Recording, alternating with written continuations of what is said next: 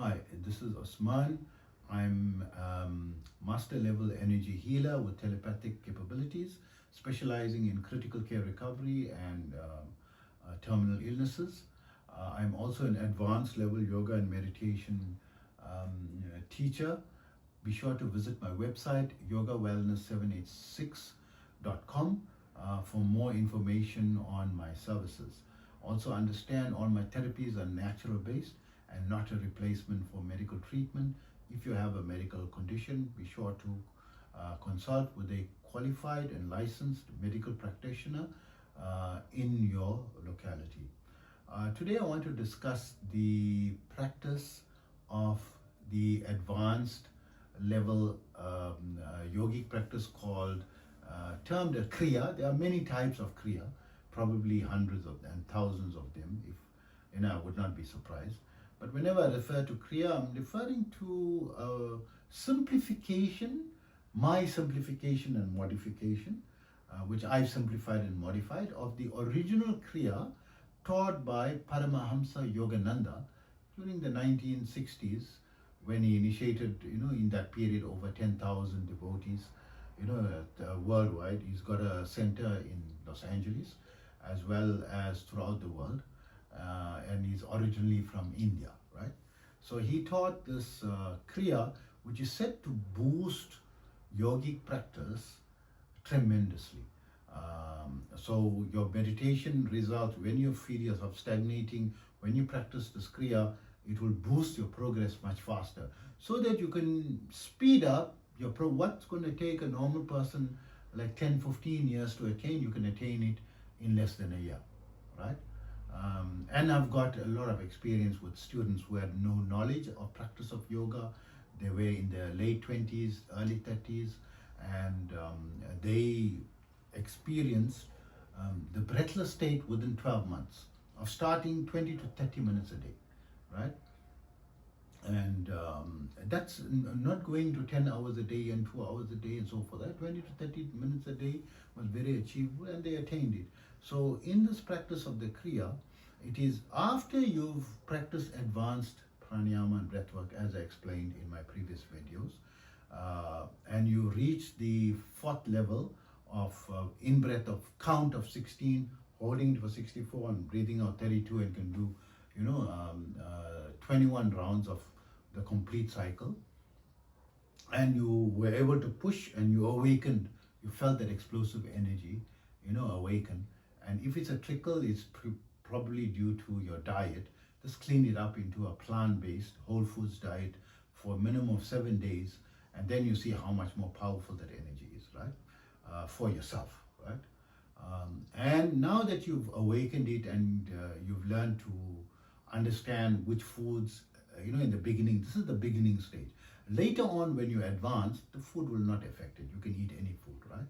It will still be powerful, because the power becomes so strong that even the foods will not be able to dampen it anymore, because that's how strong it starts going upwards, right? So now that you've awakened it is when the KRIYA practice comes in. So the KRIYA practice is, now that you know how to awaken, you no longer, so you still continue your pranayama breathwork practice, 21 rounds, 16, 64, 32, because that helps fast forward the cleansing of all the blockages, and it takes many years of cleansing, to remove all the impressions or the vrittis or the, what one would term the subconscious mind, right? Clearing it out, making it totally empty, so that you're living intentionally and on purpose, that things from your subconscious is not controlling you, right? Because according to psychology science, over 90%, I think 95 to 97% of your actions is controlled by your subconscious, not your conscious mind. You have very little control, right? You are being, your entire life is being dictated by what's in your subconscious. So it's like you're thinking you have control of your life, you're independent, you have freedom of speech and freedom of action. You've got zero freedom, right? 3 to 5% freedom. That's not freedom, right? 95 to 97%, is not your own, will, right? Although you're thinking it's your own will. But this is from psychology science, which some people do not believe, in science. So it's up to you, right? So coming back to the practice of the Kriya, when you bring, it's going to empty out all this, right? So that's the best way to explain it from a modern day psychology science perspective. You're clearing out the baggage in your subconscious mind. But in the yogic science, the description is, they say, it removes the samskaras.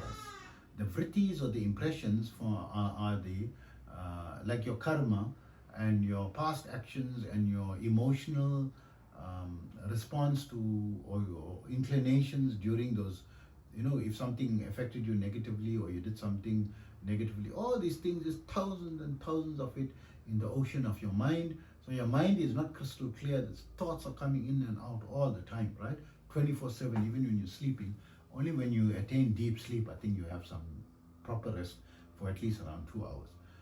So this Kriya practice, now that you learn to awaken, the basis to be able to awaken that life force energy with the advanced yoga breathwork practice, right? The pranayama practice, as I teach it, right?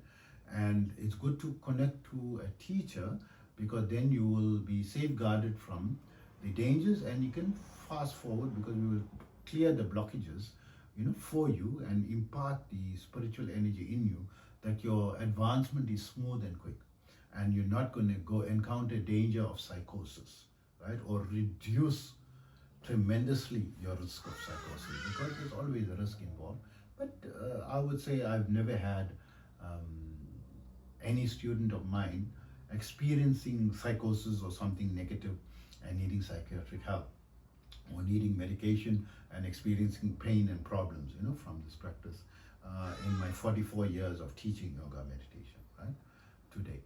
So having discussed the premise and the requirement for the Kriya practice, that you must be able to awaken your spiritual energy manually, right? Once you're able to do that, then your Kriya practice can begin. You just breathe in very deeply. You don't have to count any count. And then push hard, like how you did on the 21st round, right?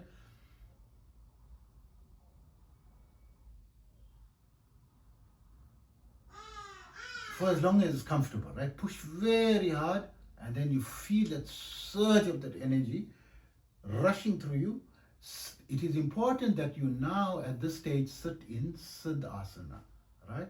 Where you bring your left heel to your perineum, and you bring your right leg over, and you wedge your toes of your right feet between the calf and your thigh of your right leg, and let your left leg rest, because this is the minimum you need. The easy, normal cross-legged posture, you will lose control of this dormant life force energy. When you awaken, it will overpower you too much.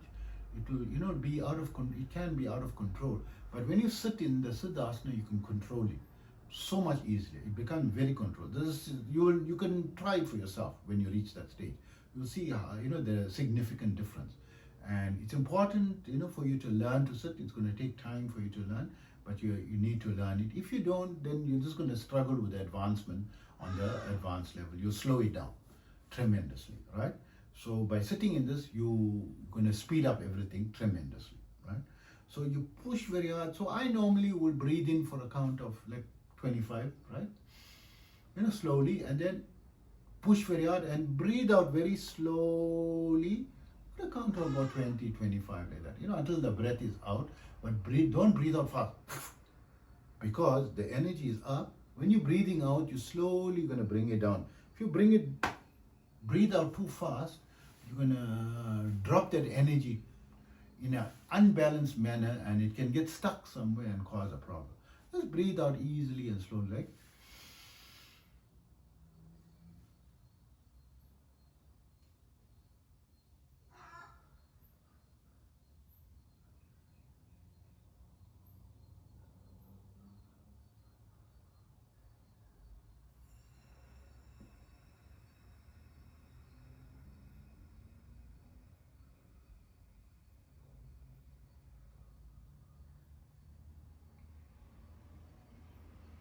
And after breathing out, you've completely breathed out, just rest a bit, because that energy is you'll feel it permeating your whole body and electrifying you until it's calms and stable.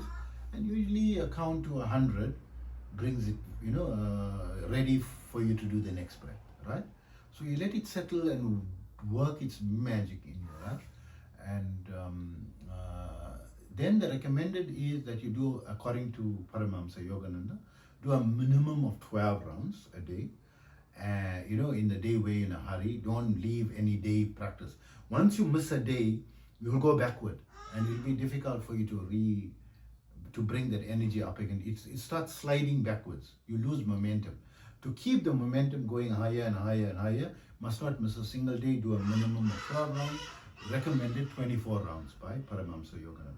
So I normally do a minimum of an average of about 50 rounds, on average. But I found that doing 100 rounds, a day, brings about more substantive self-healing, where it is, I would say, the threshold or the sweet spot, right? Where you're going to get substantive healing either in yourself or the other person, right? But with 50 rounds, it's also okay, but not as good as 100 rounds. I found in reaching 100 rounds that you even experience reversing of the effects of aging, which means you are reverse aging to some small extent, right? Like your joint pains, what was there, automatically starting to disappear, which is as a result of aging, right? So you find like maybe as you're getting older, there's, some pain, or some pain due to wear and tear. So me being, Muslim, we are praying, a minimum of 5 times a day, but recommended to, pray the 6th time late at night, which I always do as well, and doing all the recommended prayers and so forth. So as the decades are passing, you're prostrating by going down on your knees and then bring your forehead to the floor, right? So the knee wears out. The cartilage in the knee starts wearing out, and this is a common problem in Muslims who are praying regularly. They experience pain, sensitivity in the knee area if you touch it, and when they kneel, it's painful because it's exposing the nerve because the cartilage wears out. So when I did 100 rounds, I found the cartilage automatically regrew without me physically putting my hand to heal or anything, right? It like automatically, and I didn't really worry so much because I used to put something soft on the floor so that I don't experience the pain from the sensitivity of my knees, and that used to help. But then when I started to do 100 rounds, within 3 days of doing 100 rounds, I no longer needed to put something soft for my knees, whenever I went down. So I used to fold a towel, in front of me, so when I go on my knee doesn't pain, because we have a prayer carpet as well, and that was not, enough. I had to put extra cushioning for my knee. So I no longer needed that. And I could pray on a normal hard floor without even a carpet on it, and there was no pain. After the 3rd day, and I was surprised. I said, wow, 100 rounds. And I was doing 50 rounds a day for years. I would say for about 3 years, right? And still had a slight pain in the knee. But when I increased it to 100 rounds, within 3 days, that pain disappeared. So to do, I would say the sweet spot, 100 rounds, a day, and that takes me 2 hours. So I don't always have 2 hours. So if I'm in a hurry and so forth, I do the minimum 12 and try to do 24 or 25. Because I'm used to doing 100, I do 4 sets of 25. Because there's 12 digits in the right hand and 12 digits in the left hand. That is 24 I count, and then plus 1 more, it makes it 25. And I do 4 sets of that, right, to make it, a count of 100 as I'm counting the digits in my fingers, while practicing it. So I hope that information helps you, and take care of yourself always.